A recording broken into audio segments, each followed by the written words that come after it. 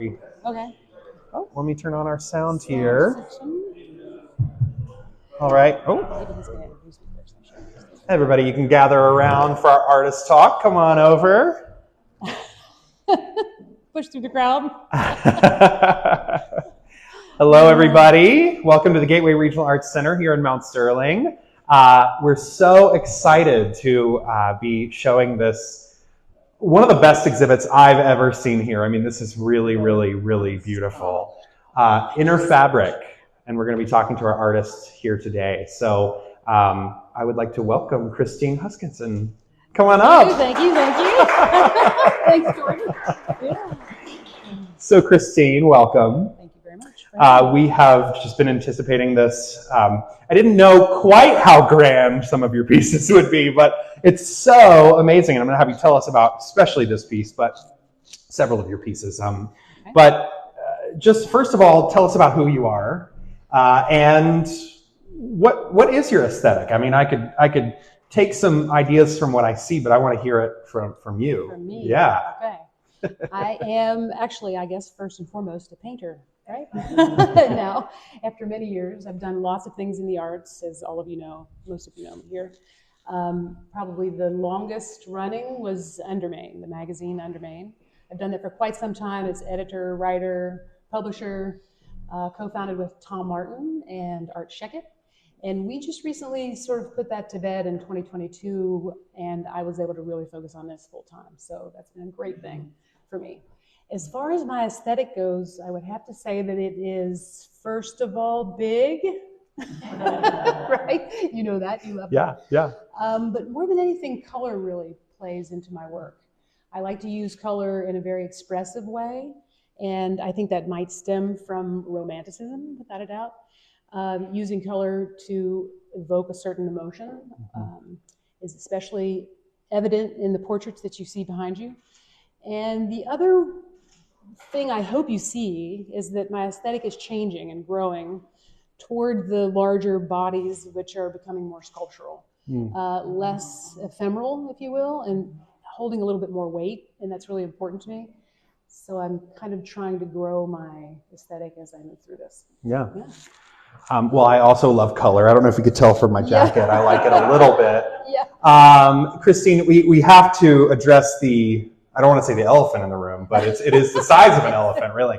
Tell us a little bit about, and we'll actually walk over here. Okay. Tell us a little bit about the Raft Revisited. So you have a piece that kind of inspired this piece. Yes, I do. And so tell us what we're looking at, who you're using as your subjects here, and a little bit about that inspiration for the piece. Okay. Well, this started in 2020, and it started sort of in the mid of the pandemic, I guess, and I was simply looking to create a multi-figural composition. That was my goal. I wanted to move from these single portraits to present a series of people together in a body. And I was able to do that with the people that were closest to me. My family, my two nephews, in fact, are at the top there, and the model that was coming to my studio on a regular basis all throughout 2020. As I was working on this composition, I realized that back in my subconscious somewhere, the Raft of the Medusa, painted by Theodore Géricault, was just burning a hole in my head. So I started to kind of make those comparisons and understand compositionally what was happening. In the Raft, he uses a sweeping composition that goes from left to right, from despair toward hope.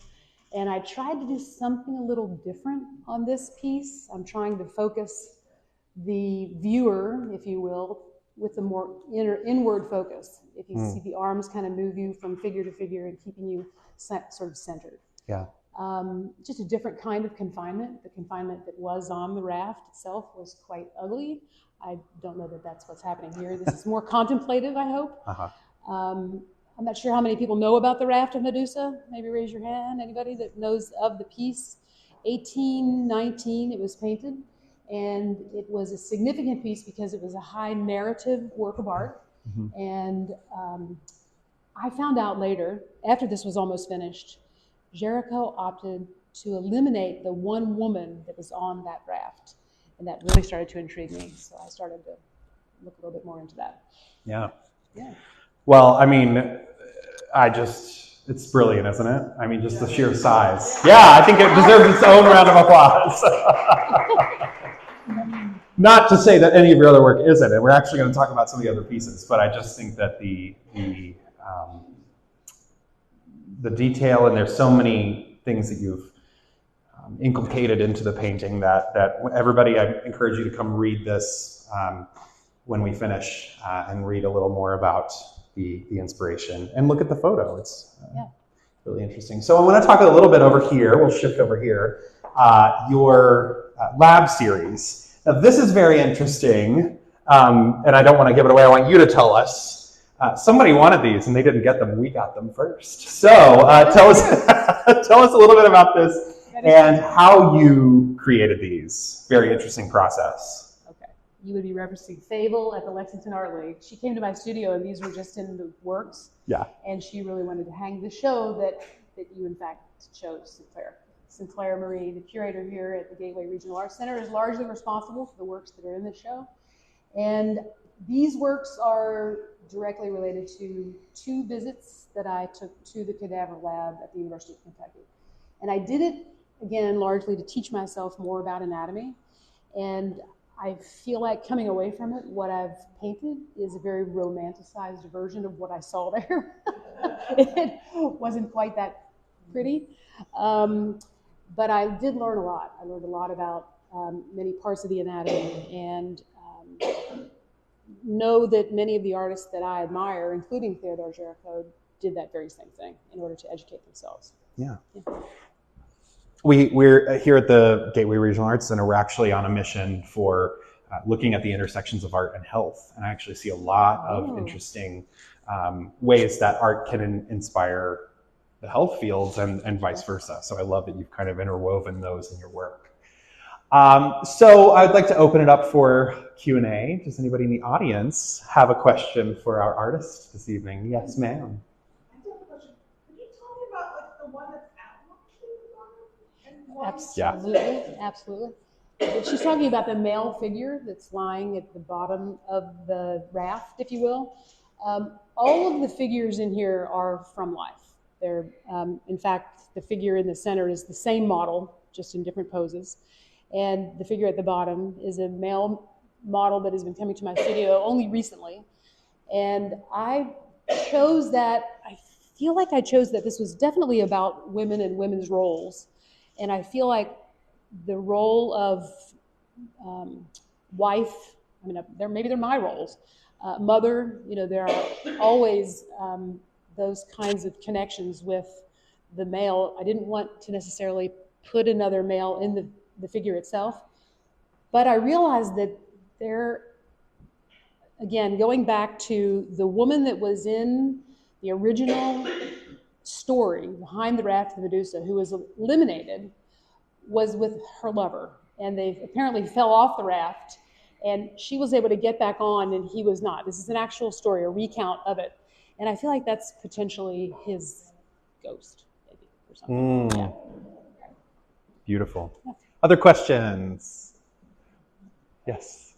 All right, so your exhibition is called Inner Fabric, right? And looking through these paintings, there's this comparison between the skeletal structure and the human figure. Can you explain a little bit how you tied that in? Sorry? Can you explain a little bit how you tied that in? Like, how did you come up with your title, Inner Fabric? My title is about dissecting, digging a little bit deeper in 3 areas.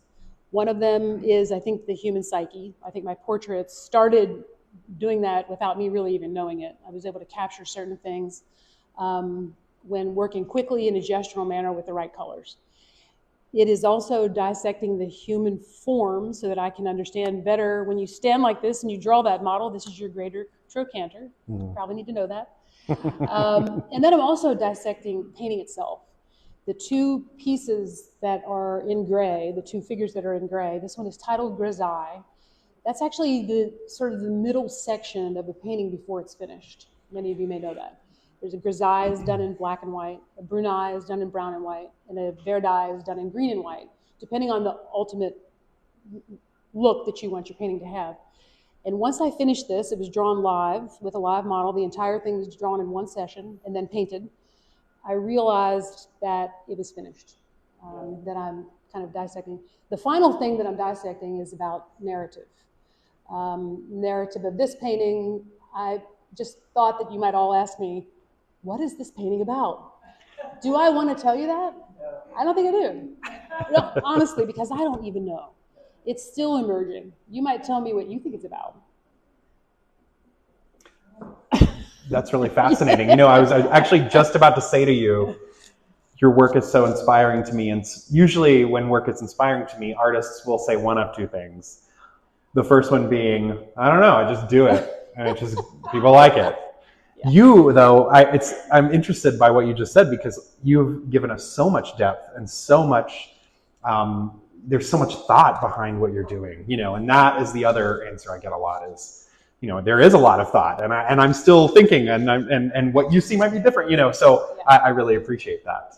Any other questions for the artist? Yes. I think somebody might look at this large piece, Christine, and maybe with an unseasoned eye, might feel that you haven't finished it. And so I was going to ask you to maybe talk about the way an artist comes to the end of a piece for themselves, even though others might see it as still needing a little more attention. That's a great question. That's a great question, Kate. Mostly because when Heike and Erwin Pickett came to my studio and they saw that, they're like, is it finished? Intentionally, no, it's not. I feel like you know when a work is finished. Oh gosh, how do you know that? There's all kinds of things that happen in the process. Part of it is in the middle, when you are working and you're working just kind of automatically, if you will. Things are kind of coming to you, and I'm seeing the compositions, the comparisons to my source, and you know that you're on the right track. I feel like I knew this piece was finished when I did add the male figure at the bottom, and I got a chance to get away from it. And then when I came back to it, I just saw it. I just knew that. And you're making a very good point, because if the difference between, you know, like neoclassicism and romanticism is enormous. You're able to use more expression, less idealization, and unfinished works have always intrigued me. So if you consider it unfinished, but yes, more gestural. And it's sort of an unfinished story as well, because these people aren't going to stay there forever.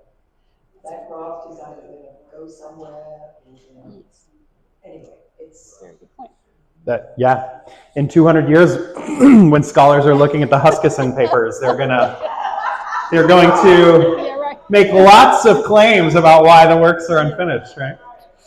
Like the next Michelangelo. Okay. So I think we have one more. Yes, one more question. Thank you. Significance of the paintbrush. I was trying to plant that over there. Oh. Thank you, Pat. The significance of the paintbrush is key. I wasn't sure that I was going to say this, but I'm quite sure that that might be the first time I've painted a self-portrait in any of my works. And it has to do with the fact that about 3 years after getting back into all of this painting, I broke my right hand. I had a bad bicycle accident, and it's my dominant hand. And I was in the middle of drawing with Martin Beck, Bob Shea, and Ree Wilson 4 times a week, 4 hours each time, and I refused to not go. So I had my cast in my hand, and I started drawing with my left hand. And what I saw, and what I realized with my left hand, I won't cry here, but it was pretty powerful. It was the logic of my brain and all those things. This is an eye, and it should be drawn this way, left the conversation entirely. And I was able to just see and draw and enter kind of a meditative state. It also is one reason why I draw large. I draw very large because I can't do this with my left hand, but I can do this. Yeah. Yeah. So I feel, Pat, that is potentially me reaching at a later stage of my life. That's why the broken hand is a little further away. I'm not actually holding the paintbrush, potentially. But there's a narrative for you that I wasn't going to do. in a way it's a signature. Possibly.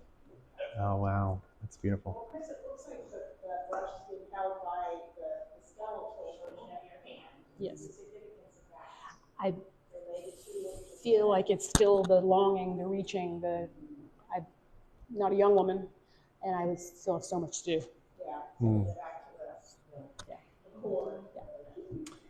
I think that's a beautiful way to close us, Christine. And have we enjoyed Christine talking tonight? Yes?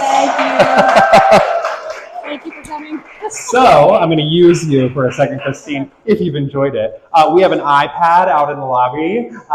We have a partnership with Crystal Bridges Museum in Arkansas. And they provided we do surveys of our audience. So on your way out, if you will just take that survey for us, it really gives us good data on who's visiting, why they're visiting, what they liked, what we need to do better. So if you could take that, everybody. And there's a QR code if you want to do it on your way home. So thank you so much, Christine Huskisson. Thank you all for coming. Thank you. Yes. I appreciate it. Great. Yeah. Thank you so much. We need to do that. Thanks. Oh, yeah.